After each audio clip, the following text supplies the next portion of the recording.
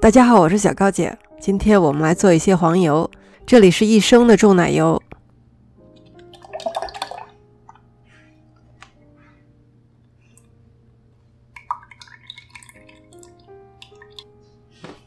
加入1/4杯白脱牛奶做引子，没有白脱牛奶呢，你可以用原味酸奶代替。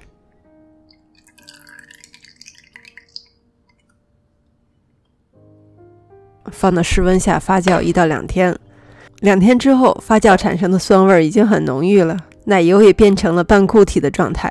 发酵会给黄油带来一种特有的风味，它比简单黄油的味道要丰富很多。放到冰箱里，彻底放凉之后呢，我们把黄油分离出来，除湿机或者是手持的搅拌器都可以，用最高速打发。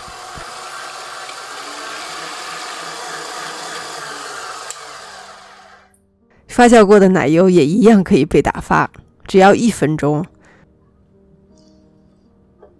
继续打，再过1分钟就有水溅出来，这个时候水油已经开始分离了，包一个保鲜膜，防止它溅出来。再来半分钟就够了。奶油是发酵过的，黄油在酸性的环境下特别容易分离出来。你看还是挺大一坨的。把液体过滤出来，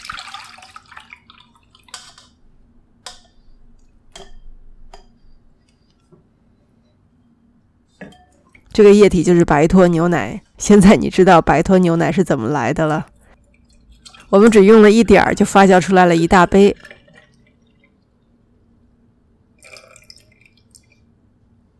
可以用它来做松饼或者腌鸡肉做炸鸡。这边把黄油里剩下的白脱牛奶洗干净，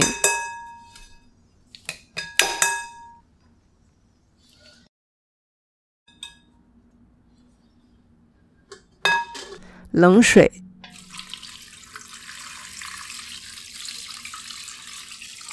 加一些冰块，因为你不希望它融化飘在上面。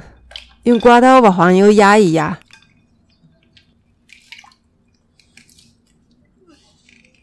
然后上手。我感觉自己是在水里揉面团儿，又好像是在洗面巾。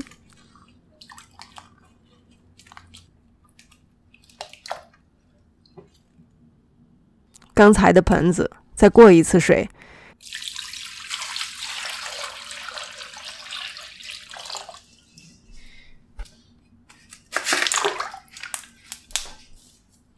第一次揉到位呢，第2盆水就已经很清了。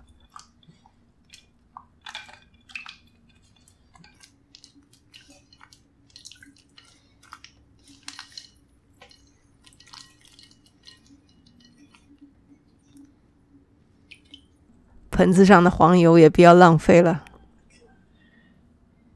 最后呢，把黄油在盆子边压一压，把水压出去。这个时候可以给它里面加一点盐，做成有盐黄油。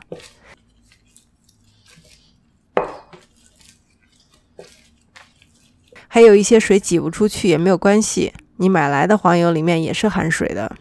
放在烤盘纸上，压出你想要的形状，不需要太规范。做出来的黄油我称了一下，是360克，1000克脂肪含量是35%的奶油，里面大概是350克黄油。所以通过计算，你知道我们基本上把黄油都分离出来了。当然还有损耗，里面还有含有一点水。包起来放到冰箱冷藏。冷藏后呢，黄油就变硬了。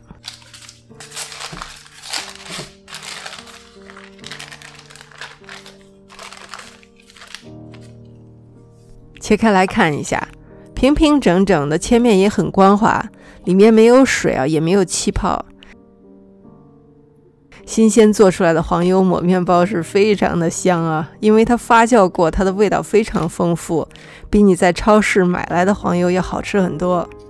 黄油用处很多，做到这里呢，你就可以收工了。但是我们还可以继续向下走，放到锅里加热。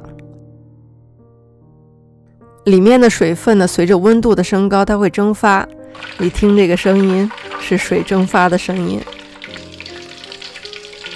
慢慢的气泡变小，声音变弱，你知道水分蒸发的差不多了。这个时候你把它过滤一下，就得到了无水黄油。无水黄油在常温下可以保存更长的时间，而且还可以用来做菜。还没有结束啊，继续加热。当你看到第二次起浮沫的时候呢，就关火。随着温度的升高，黄油中残存的蛋白质焦化，使它的颜色变深，也使它的味道更加的丰富。把残渣过滤掉，这就是印度酥油。中餐中不太常用，但是有个成语是家喻户晓，醍醐灌顶。这里的醍醐指的就是酥油。我们今天做的黄油、无水黄油、酥油还有白脱牛奶都来自奶油，而奶油源自牛奶。牛奶是一个非常神奇的食物。另外还有2个食物跟它差不多，一个是糖，另外一个是面粉。这3个最基本的食材可以演变出世间无数的美味。谢谢大家收看，我是小高姐，我们下集再见。